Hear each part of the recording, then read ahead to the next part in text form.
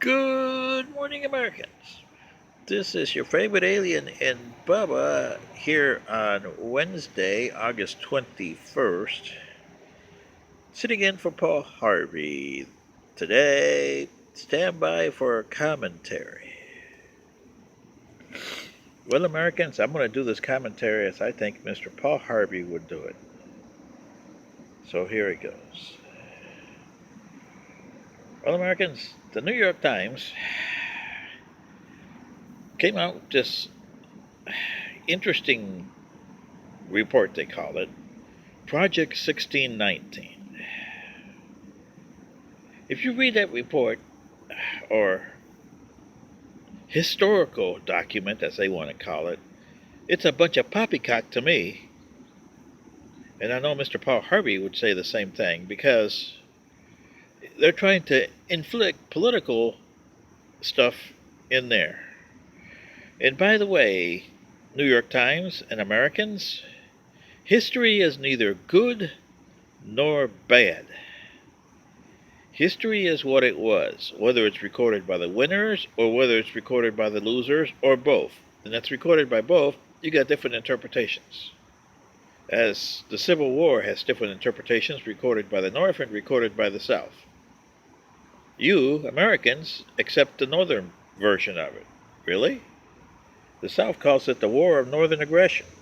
So you see, this is what I mean about putting politics into something that has neither good nor bad. And history should never be measured by your time to theirs. So, that concerned, here's what the New York Times failed to omit on the report.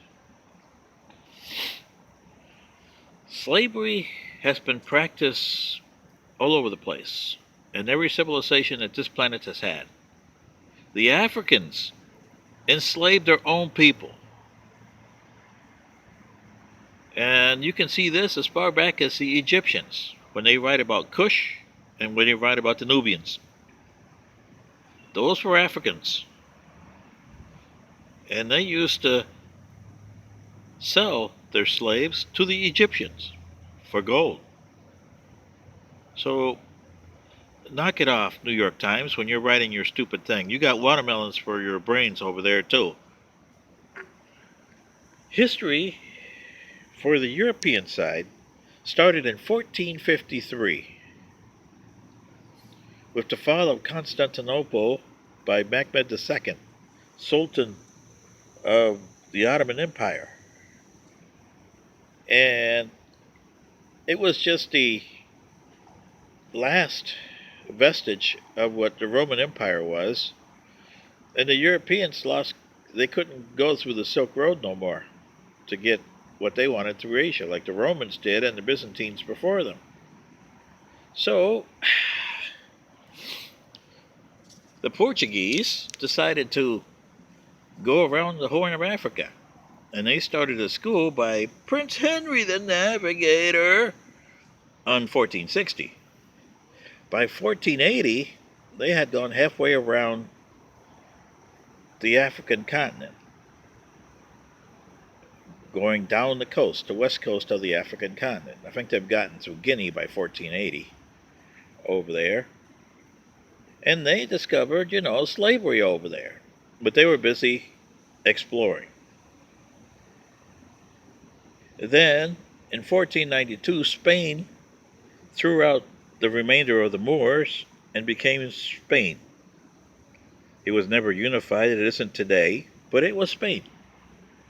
And then you had Mr. Wrong Way Corrigan deciding to take a voyage west since the Portuguese were going south along the African west coast of Africa. He decided if he went west, he could get there faster. And of course, Mr. Wrong Way Corrigan found the Americas. And there became a problem because the Indians were there. But unfortunately, the Indians had to deal with the European diseases that wiped them out big time. So, 100 years before your 1619 and 1519, the Spanish had two things going on. One, Cortez clobbering the poor Aztecs, and two, the establishment of Panama, which would become big in this Spanish conquest of Peru later on with all the gold. But they needed slaves.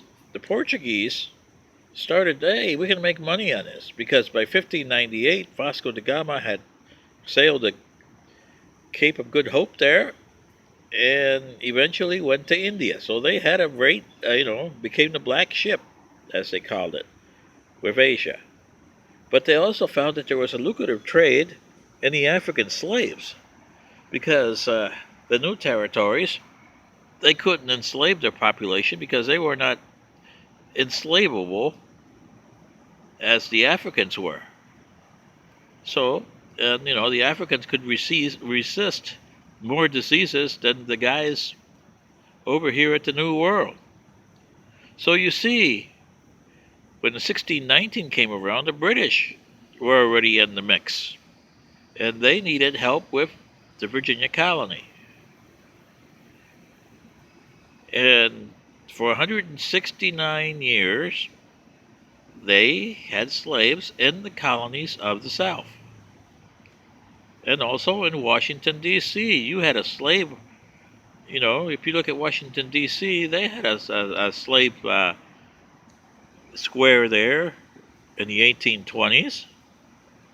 So this is what I'm saying, Americans. If you view history with good and bad, you're looking at it wrong. And if you're looking at it through your 21st century eyes, you definitely look at it wrong. Was slavery, is history bad according to this history as we see it from our eyesight? Well, most of it would be, because you're using your point of reference. But if you go to their time, that's their time. And in that time, there was nobody to tell you that that wasn't the great way to do things. All I'm saying is you have to view history the way it is. You can't change it just because you don't like it. This is your favorite alien and Bubba, sitting in for Paul Harvey today. Oh, and before I go, and Miss Williamson, with your atonement for Native Americans, and then you want to take down Andrew Jackson's portrait? And you know that if you take those medals away from the Congressional Medal of Honor that won for the Indian Wars, you got to take those for the Civil War and all wars after that. You got to take those back too. Don't you realize that? What do you got, watermelons for brains? And like I said, this is Bubba and your favorite alien sitting in for Paul Harvey today. Good day.